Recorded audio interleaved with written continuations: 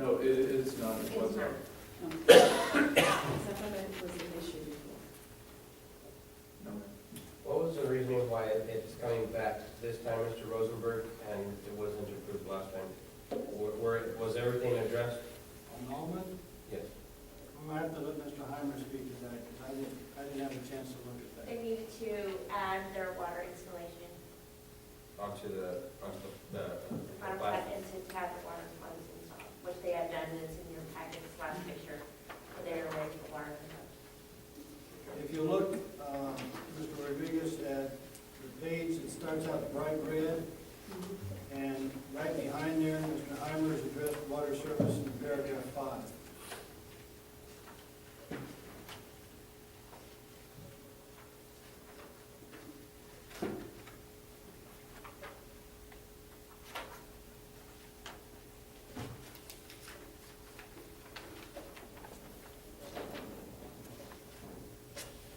And you'll see that the word I'm referring to is in paragraph 5, prior to final plat approval, the developer will need to arrange to install water services by an approved contractor or pay the city a connection fee for the installation.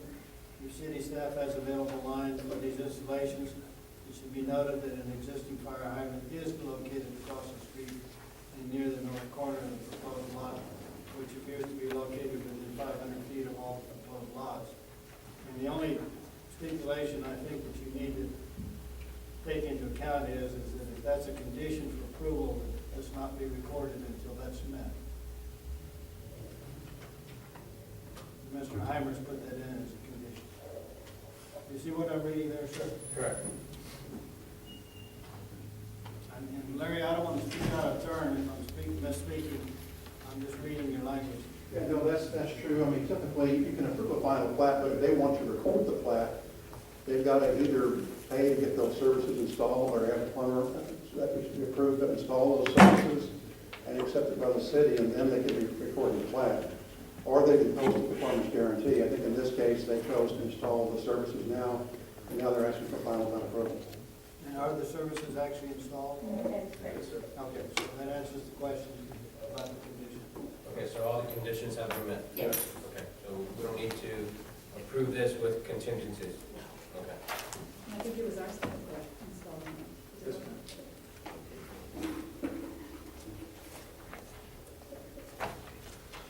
And the reason that's important, members of the council, is typically your developer is going to bring that plat to you, that Mylar, and ask you to scribble your name on there individually, so they can take it over to Eva's office and have it recorded. So if they hadn't done this, then you shouldn't sign. If they have done it, then you know it's okay.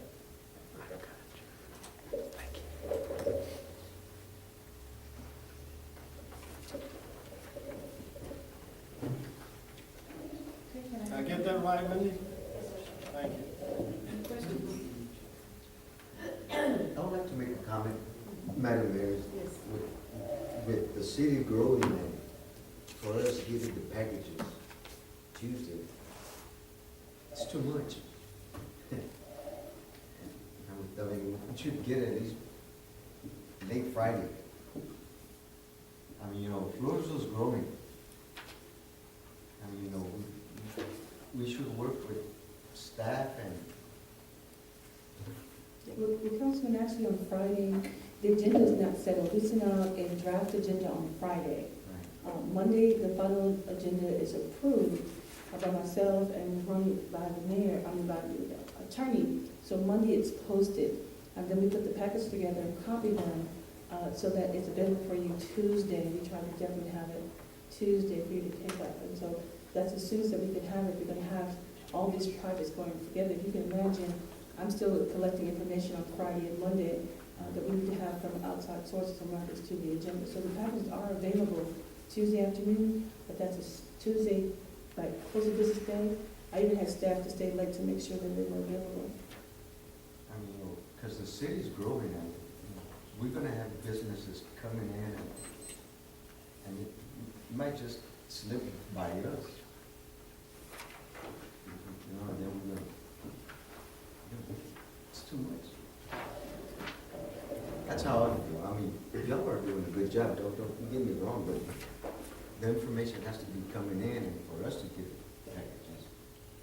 Late Friday, soak it in Saturday, Sunday, Monday and Tuesday, you know, be ready. Because we will have all this, Are you getting your package on Tuesdays? well, everybody is, what you just said. And we have to pick them up. I understand that. I mean, And as long as all, everything's been met, I'll go ahead and make the motion to approve the final plat for Holman subdivision. Okay, I have a motion by Councilman Rodriguez. May I have a second? I'll second. Second by Councilman Guerrero. Councilman Tejada, how do you vote? Yes. Councilman Ortiz? yes. Motion carries 4-0.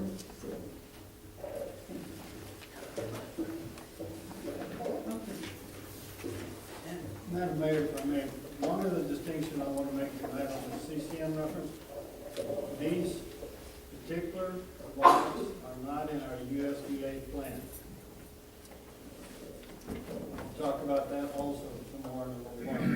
These particular lots for these septics are not in your CCN and not in your USDA plan, and they're not subject to USDA conditions.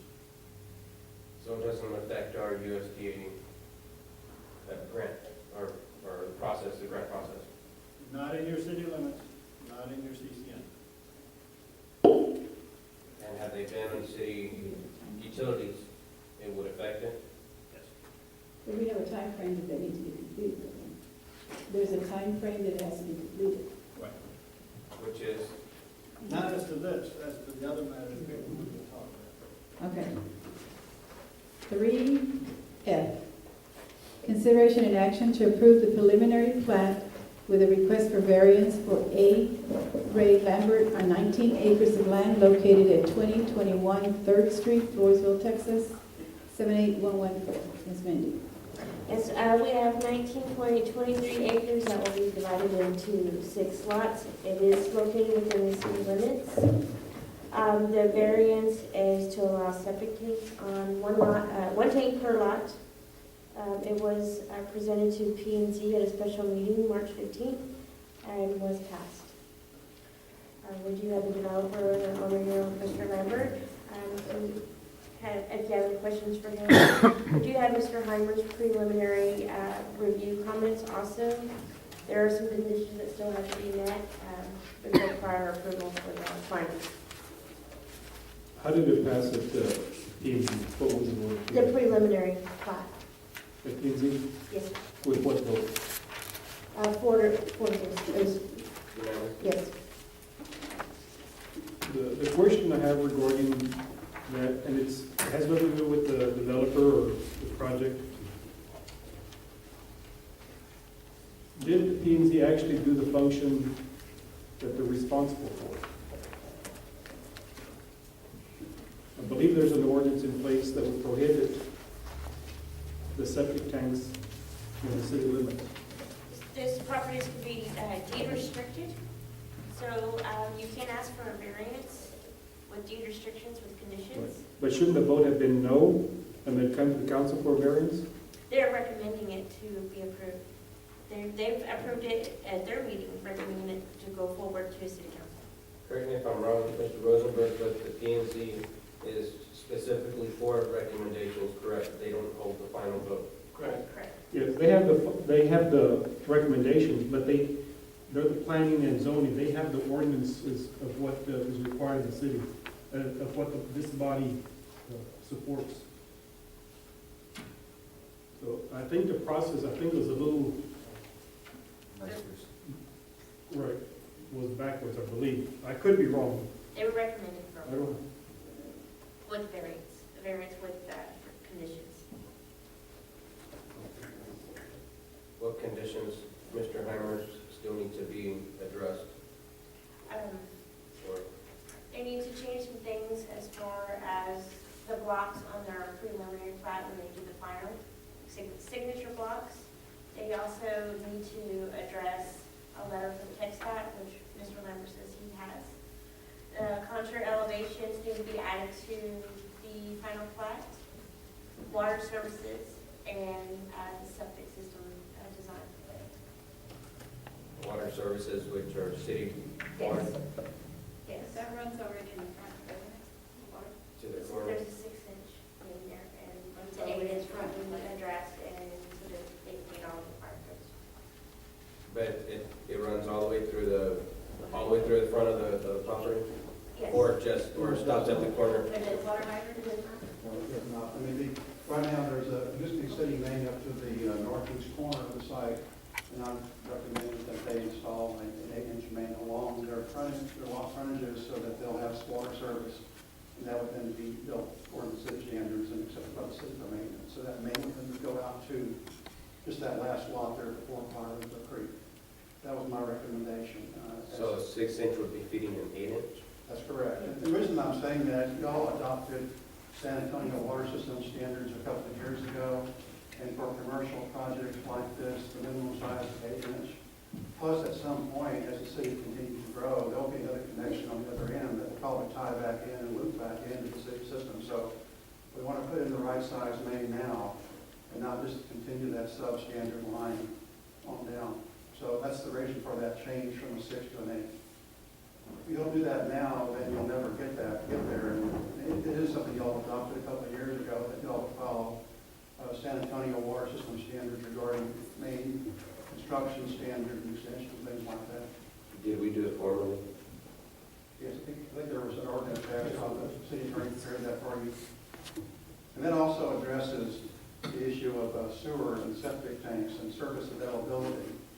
And I know we're going to talk about that maybe later on, but really That's now. that's right now. But you're right, Councilman, there is a statement in your ordinance that says all lots will be tied into the sewer system. That's at the very beginning of your code. But then about 2 pages back, it does give the council the authority or the ability to make exceptions to that requirement if the costs are unreasonable. And also, there is no sewer anywhere near that, plus there's no way to gravity flow that area out to anything the city has. So this is probably an area that's part of another study area that needs to be addressed. You know, what happens to all that land between the main US 181, the business loop, and then parts to the close beyond the river, because that entire area does not have sewer service. And the only way to address that would be doing something like we're doing now with the grant, to do a study, look at where a lift station needs to be, because there will be a lift station there at some point in time, probably further downstream, and then that would be addressed as part of a grant, an overall project to serve that area, and then you'd also eliminate maybe the Palorito Creek lift station at that time. So it's a larger project, and your SAWS standards it basically says that if you're not within 200 feet of a sewer main or sewer line that you can connect to, your SAWS provides a mechanism to install septic systems as long as the lot size is appropriate. So that's another kind of a conflicting item in your group of ordinances, or you've got your subdivision code that allows an exception, and then you have the San Antonio water systems standards that do say they would allow individual septic systems if you're not within 200 feet of a main. So there's some things there that don't line up properly, but that's not uncommon, that there are some differences in your codes that kind of create a little question mark in this area.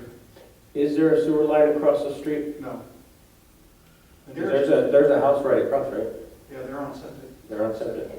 Everything basically from just around the Palorito Creek lift station, which is right there next to 181, is on septic. And so this area is a pretty good-sized sewer shed, and it needs to be addressed at some point in the overall planning as the city grows. And my recommendation would be to, at some point, look at that area as for a grant, potentially USDA or some other source, to address that overall area. You know, that's what's going to take. You just can't, one individual lot or a group of 6 lots or 10 lots, it's just not feasible to put in.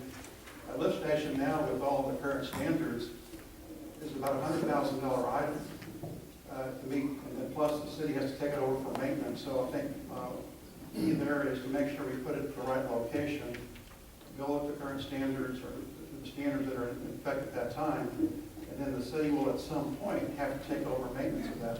So, and then there'll be a gravity line coming up, gravity surveying coming up Powerito Creek up to the 181, the Powerito Creek lift station now, that will probably be eliminated at some point. Then at that time, my recommendation on this plat was we had a note on the plat to make sure that at that time, they would be required to connect to that line.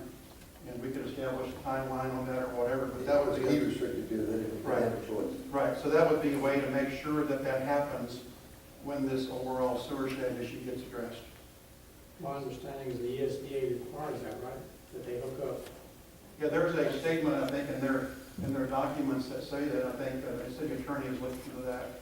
Again, this issue, you have septic tanks all over the city, and it's not uncommon. In middle San Antonio, there are lots that have septic tank systems.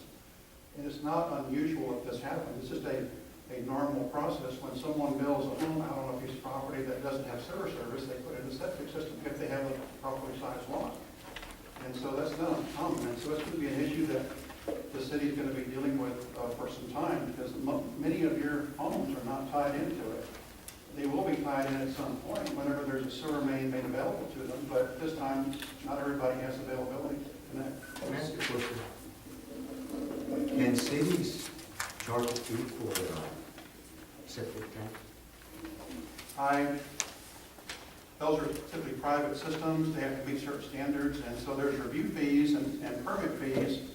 They will have to pay permit fees, and my recommendation is to have them get their permits through Wilson County, but because they have the process already in place to do that. But as far as paying the city of Floresville a fee, that's something else. Like your current requirements, indicate that you can charge that, but it's something you can consider at some point to do something different. But right now, you have the ordinance that you've approved. One says no septic's allowed in the city limits, but it also has a provision that allows the county to make an exception to that if it's unreasonable to make that connection. A hardship too. Okay, so then Saul's has the other requirement that says, for other standards, that says that if you don't have a sewer line within a certain distance, septic tanks are allowed. Ms. Henrietta, Yes, sir. do you know if Bureau Veritas is contracted out to do inspections of septic? No, these septic tanks actually go through Wilson County. We don't permit them, so Veritas is an inspection for us. All septic tanks are done by Wilson County. We don't permit septic tanks at all. Okay. But the construction of the homes would all have to comply with the city rules? This is going to be a commercial development, Okay. and so the building permits itself would have to comply to our permitting process, and Veritas would be involved in that Correct. respect. But I believe it is deed restricted to be commercial development, so there'll be no residential there at all. What kind of commercial businesses would be out there? Councilman, we're looking at several different options. I'm the owner of the property. I have the property under contract to a developer from San Antonio. It's very successfully developed. Stone Oak, Sonterra, I think it's a very big opportunity for Floresville to get him to come to Floresville and entertain the idea of working here.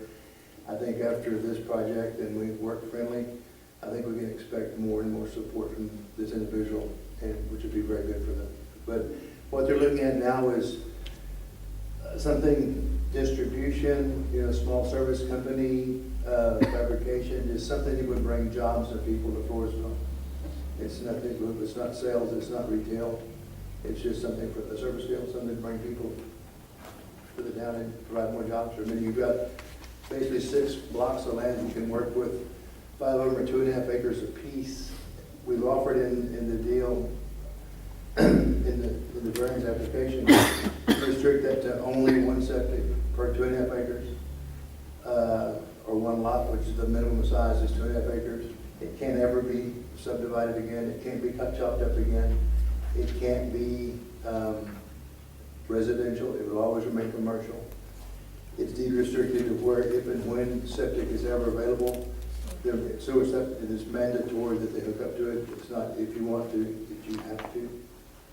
The additionals for the lines to get everything in compliance with the National Fire Code Nobody's asking the city to expend the line. The developer is willing to expend the line himself. At the 8-inch line required by Mr. Heimer. So, nobody's really asking for a handout or a freebie, just only the variance for the septic because it's impractical. At some point, your septic's going to supersede the value of the land. And so it's just going to sit there.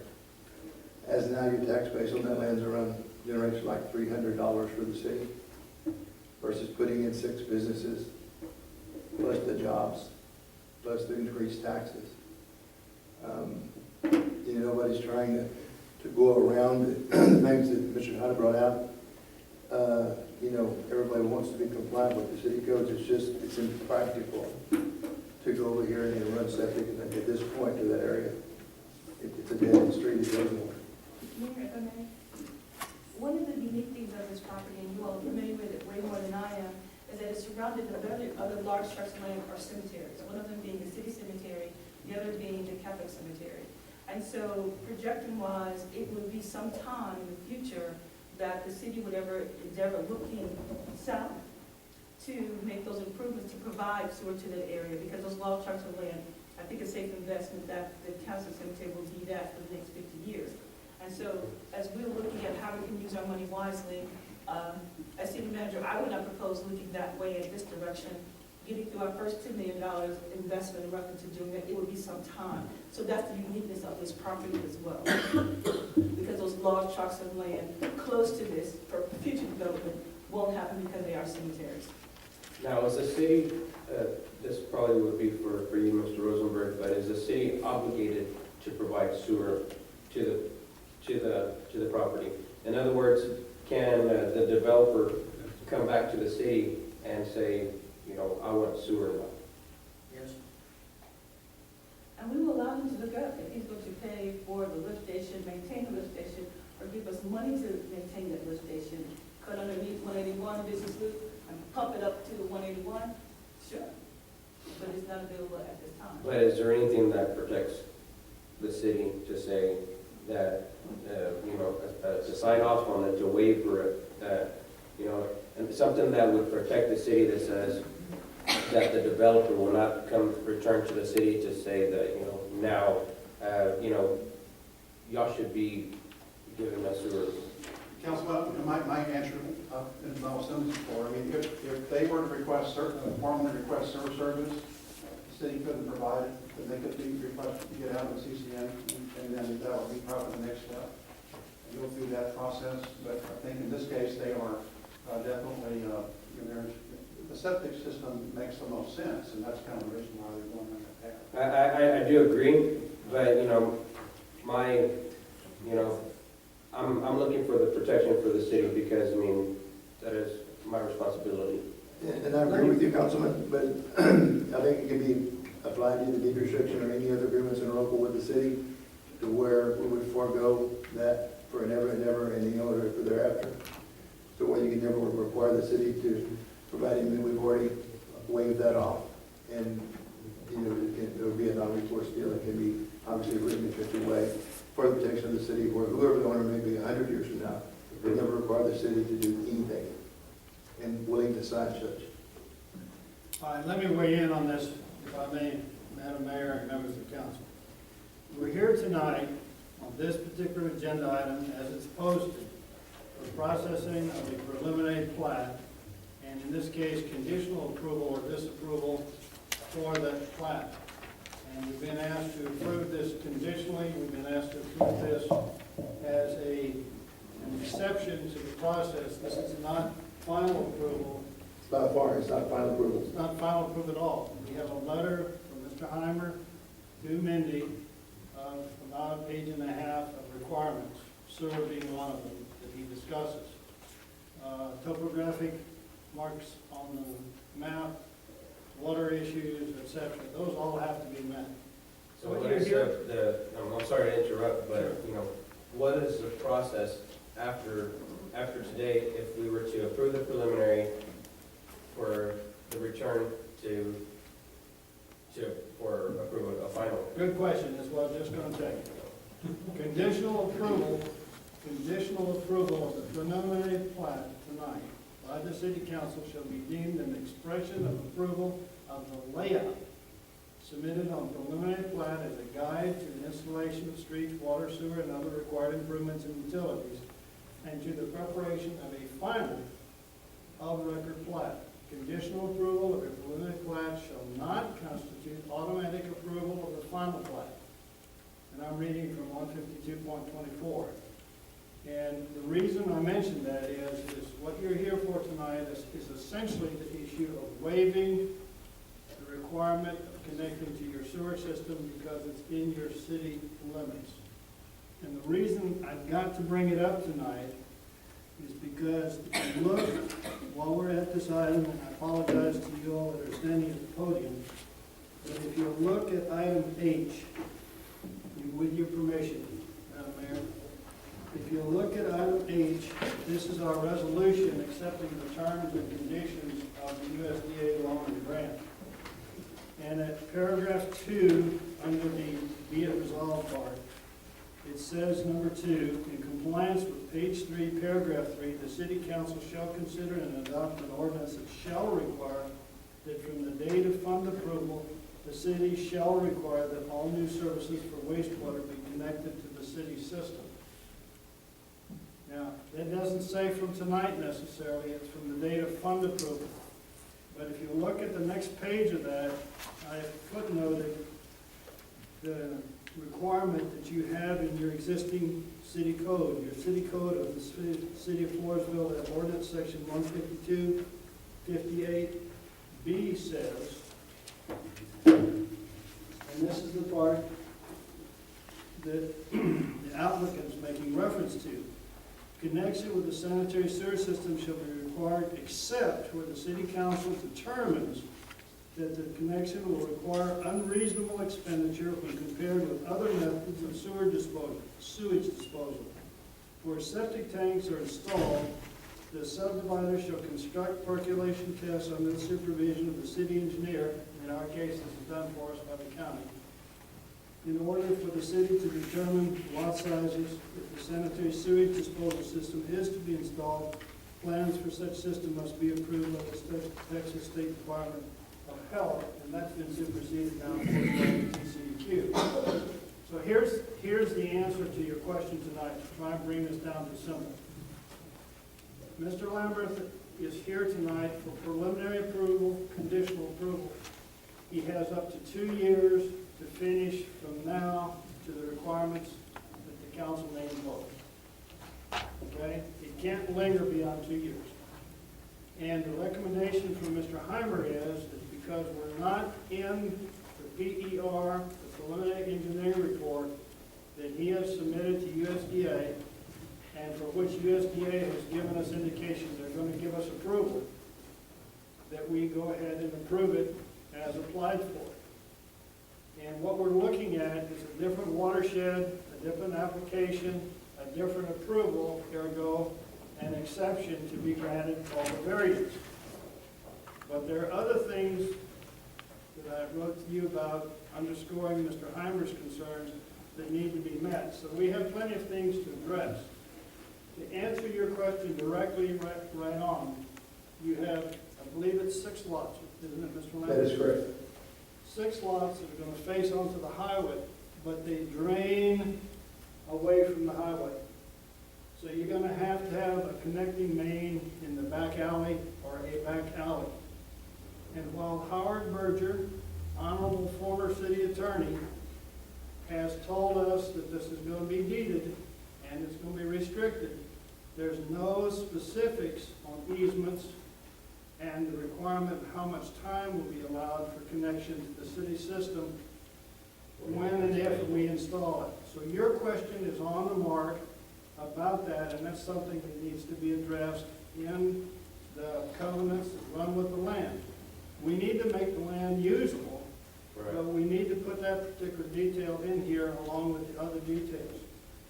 So it would be my recommendation, along with where we did hiding, Mr. Heimer, it'd be my recommendation that you approve it conditionally with those additional details to be spelled out so subsequent owners after Mr. Lambert sells to X in San Antonio and X sells to the people, that they know what their requirements are and that those requirements run with the land, and they be given a specific amount of time that they're allowed to connect to the city system or lose their permits.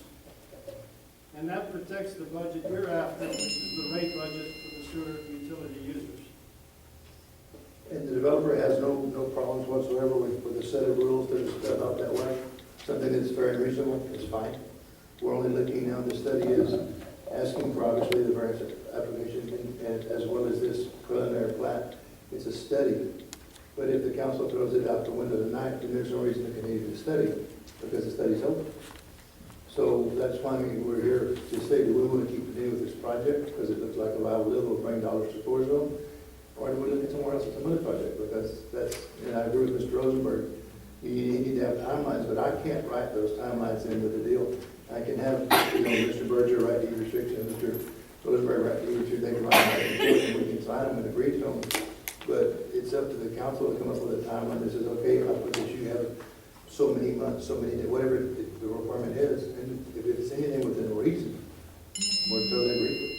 It's not a problem. Now, because if we were to approve it, do we still need to have a letter from, like, such as GCEQ or the River Authority, because it's so close and that it is River Authority, no. The TCEQ, now, not now. I'm not going to say no, because they would have to approve the Pajarito system extension. And I think Mr. Heimer and I both visualized that this would be a subject of a different plan. You might use impact fees, finance, because you've got all of the Pajarito Creek from east of the main 181 all the way down to the bypass, all the way to the river that's a watershed that needs its own study. So when you did your own study, and there'd be the requirement that Mr. Lambert was talking about, that you know what they'd be required for to connect and pay. Okay, but the approval process is this. If you do an impact study, it's a TCQ approval process, because that determines the fees that are involved and they review it. If you went back to Betty Soto or USDA for a separate PER, it would require their approval. But all of this can be done, his permit can be granted tonight in principle as a variance. With the full understanding, it's not final, some of these details have to be addressed. You can buy it. Okay, and he can be happy and go try to get his sale going, but knowing that we've got to put the rest of the details in the project. Right, Mr. Heimer? Yes, that's right. Okay, and Howard would have to work with us to get those details fine printed and fine tuned. So I think we can satisfy everybody. Betty's been furnished a copy of the resolution, a copy of the document I just read from. And I'm wanting Betty to give us kind of the high sign that approving this is not going to cause a problem with our loan. So if we approve it conditionally, I think we keep everybody happy. Mayor? Mayor? Within 6 months. Within reason. And probably 6 months is a reasonable time for connection, I think, right? I think that's what the USDA told us. And that wouldn't be a problem. And with all respect, Mayor, I'd like to make the motion to approve the preliminary plat with the variance of septic and to return. For the other items. Okay. For the other items that addressed or noted by administration. And that gets Ray on his way, and then he can come back here again. Exactly. A second, Madam Mayor. Okay, I have a motion by Councilman Rodriguez, second by Councilman Ortiz. Councilman Tejada, how do you vote? Yes. Councilman Guerrero? Yes. Motion carries 4-0. Thank you, Councilman Mayor. Mr. Rosenberg. Thank you.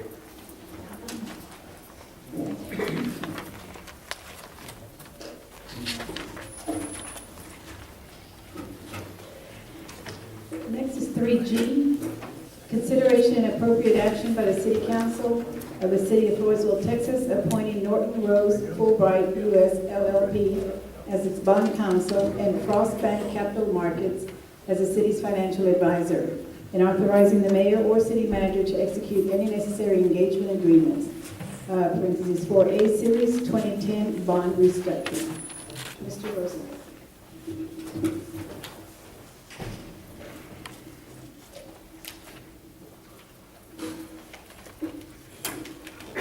Madam Mayor, members of the council, this is the item we discussed in the workshop last week. This is the workshop that was going on while the P&Z was going on. And the gentleman that was here, Jeff Kuhn, is now known no longer as just Fulbright and Jaworski, but they have this fancy new name of Norton Rose Fulbright. And what this is a recommendation to engage this firm for the purpose of selling your bonds. And we'll come back to this again in another context, but this is the restructuring that's required, and Mr. Yoga, I see him back there, is back here to address this if you need it addressed in any particular way. But Texas is one of those states that deems their bonds to be completely unchallengeable if they're approved by the Attorney General. And it's one of the states that's learned its lesson. And so we have specialized counsel that have to take your bonds to the Attorney General's office, go through their checklist, and make sure that all the I's have been punched and T's have been crossed. And that way they go to the market with no ability to be challenged. That's what the firm gets paid for. And there's a fee schedule attached to the item in front of you, and it's based on both percentages and hours. And so this is the same firm you've engaged for Phelps, and the same firm you've engaged previously on certain other matters. And it's necessary to have some firm, and the recommendation is, because of their familiarity with the city, is to engage the firm to do your restructuring and to get on with everything that's required for the Civic Center. The Event Center, excuse me, I'm sorry, I'll get that right, Monica. Questions? Correction, Lou, Frost Bank is not a previous vendor. Frost Bank, but that's the financial side. Right. That's the financial side, thank you. And this is a joint deal in the sense that it talks about, well, wait a minute, let me double check this one. Frost Bank Capital Markets is included here, and that's Victor. Victor used to be with a different firm. What was it, Southwest Securities? And he's joined Frost Bank. I'm not sure about, whether Frost Bank is good or bad or what, but Frost Bank certainly does good work. So it's a recommendation for approval. There was no comments, so I'll make the motion.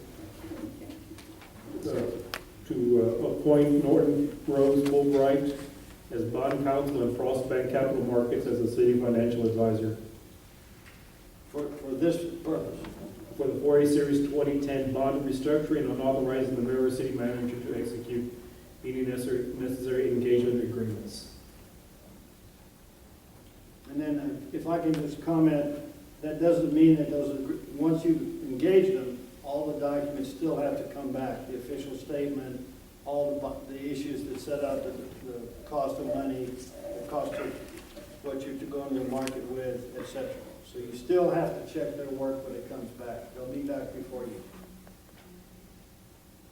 They'll do what's called an official statement. So if you were buying bonds, you would look for or ask to see, did I say this right, Victor? The official statement, which is filed with the Securities and Exchange Commission, that's what they'll be preparing. That's the document that goes to the Attorney General's office.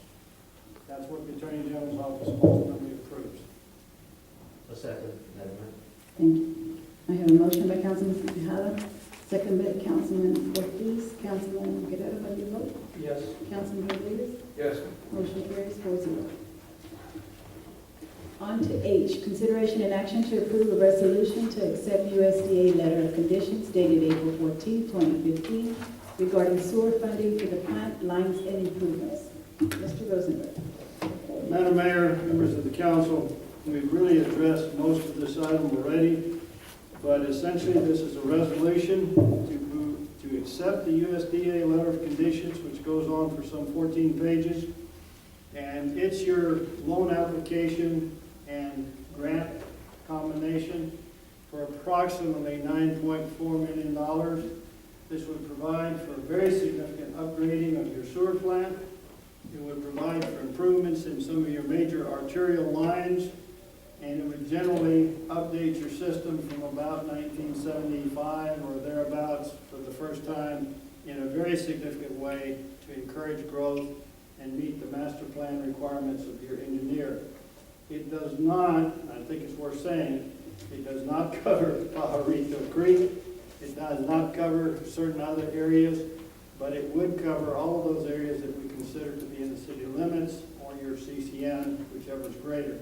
And parts of your city limits, such as Walmart and McCoy's, and I can't think of the name of the hospital, are not in your CCN, so I'm saying whichever is greater, this would cover that, and that's what's in the PER. So what we've asked Betty to do is to accept this resolution. What we're asking you to do tonight is to approve her conditions. And I did put a paragraph in there at the next to the last. Item 3, the letter of conditions by USDA provides for certain financial conditions to be performed by each party. The parties may, as determined mutually acceptable, vary the terms and conditions of the agreement for the purpose of accomplishing their mutual purpose, i.e. the proper, sufficient, efficient, and safe treatment of wastewater for the city of Floresville and for protecting the public. That general clause is in there for a reason, and that is because we may want USDA to do pre-funding on this, and so we don't have to go borrow money from a banker for interim construction. We may have other conditions that we want revised. So I want the manager to be authorized, along with bond counsel and myself if necessary, to negotiate any revisions in the terms as we go forward. This, as you all know, is on a very fast track to try and get $70 million spent before the end of the fiscal year for the state of Texas. So we may come back to you with some changes in the document, but this is asking you to accept the document as is for tonight. Manager, did I leave anything out? Lou, on the, as we know, we've had some issues with the sewer plant. Once we get funding, and maybe it's an answer that you can give me or not, but can we reimburse ourselves for some of those expenditures? No. No, we can't, and one of the things, that's why we're trying to keep it, Councilman, I had a conversation earlier today with Jeff Kuhn, just on that issue. One of the things, and I met Mr. Heimer literally at the plant earlier today, $180,000 is the responsibility of the city as part of this process. Most of it already been done by the fees to get to this point. And so we're gonna have to watch the spending on this going forward so we can keep the plant going and then make those major investments. For example, I don't want to put $150,000 on that plant that we're going to actually get rid of hopefully sometime in 2017. So we're trying to watch it, but we are spending some money right now to keep that plant going. Mr. Heimer is definitely being on site, literally in some cases, to make sure that we go forward, and we may have some recommendations coming up very soon. This is very important for us to stay in compliance as we go forward and wait. And we have current funding to sustain at that expense level? Yes, we're not anticipating spending the $100,000, but yes, we do have that currently budgeted. We do put some maintenance in there, but we want to really look at what we actually projected, because I really didn't think we'd get a awarded this year. I was really expecting it next year. So in reference to the O&M, we need to look at that. We're going to spend some time with Mr. Heimer so that we can budget to come up with a plan long-term to get us to 2017. We are blessed that Mr. Heimer is going to be part of this process. In the interim, he wrote the PER. He's going to help design this and help oversee the construction, so the continuity is there, which I think is important.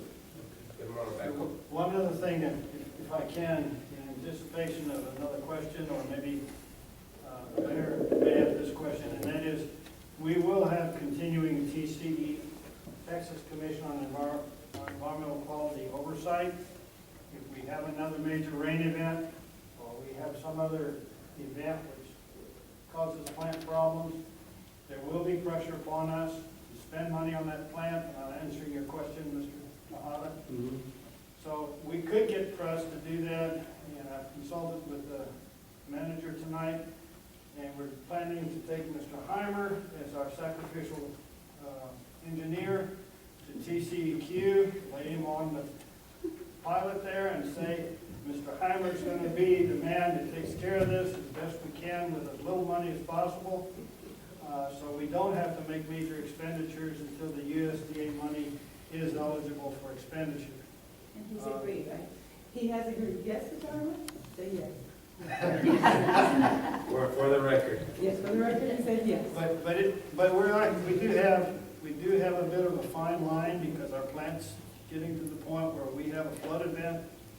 Those clay lines are taking a lot of infill and inflow, and that plant's right up to the top in a hurry, particularly in this late wet climate. So along that same topic, we probably will be coming back to you in the near future, a plan to help us sustain this plant until we're able to have the other plant 2017 up and operable. So anticipate that. And let me give a layperson, if you will, that's a racetrack you have out there, that we have out there. A racetrack has certain capacity, and it's filled pretty much to the brim most of the time when it rains. And it's our overflows that cause us the problem. In the past, we've not had this much rain. As you all know, we've had 3 or 4 years of practically nothing.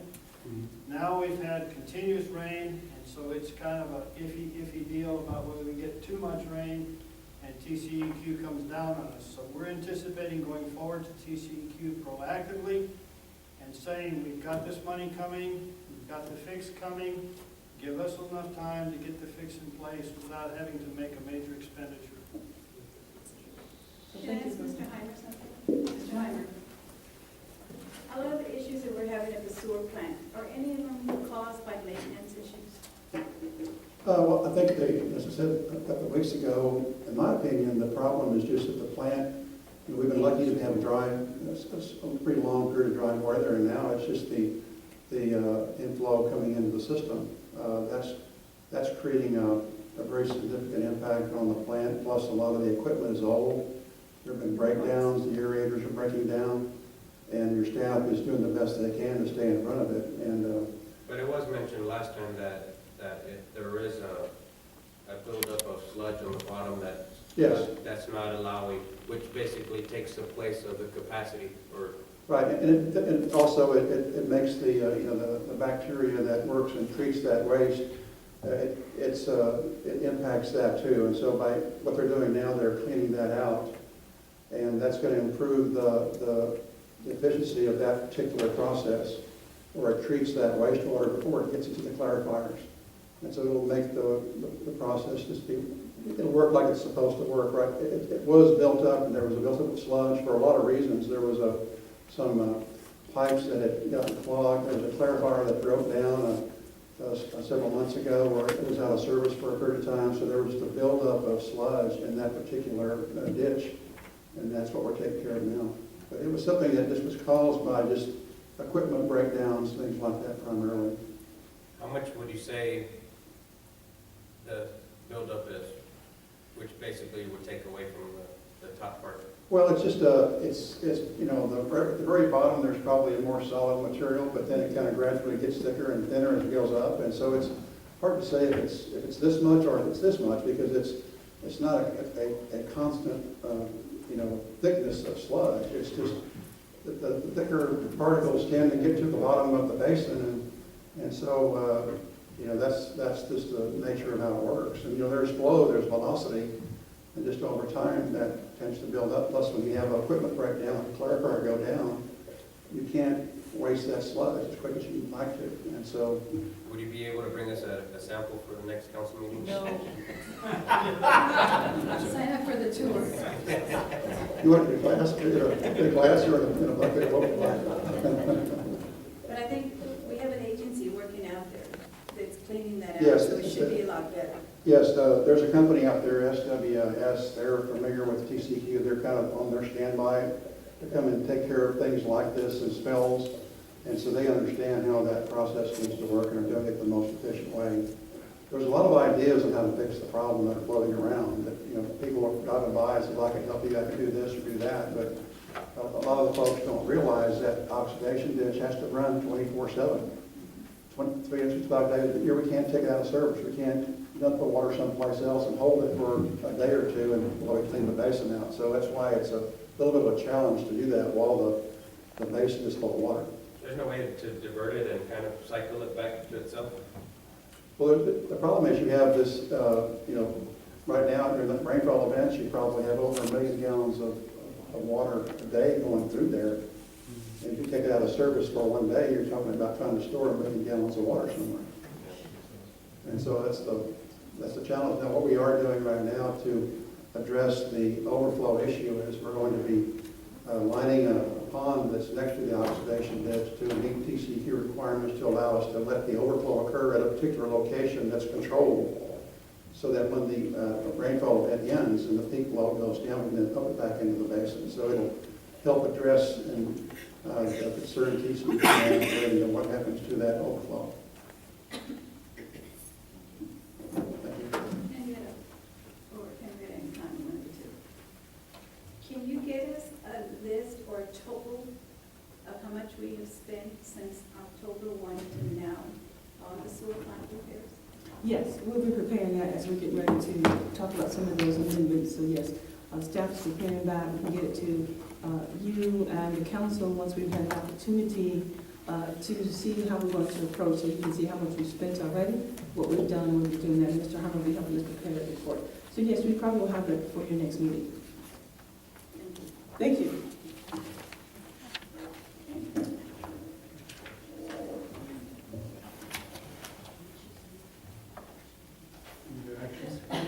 Yes, I need a motion, please. H. So move. I have a motion by Councilman Tejada. May I have a second? Second by Councilman Ortiz. Councilman Guerrero, how do you vote? Yes. Councilman Rodriguez? Yes. Motion carries 4-0. Okay, now we're going to 3I, consideration and appropriate action by the City Council of the City of Floresville, Texas, appointing Norton Rose Fulbright, U.S. LLP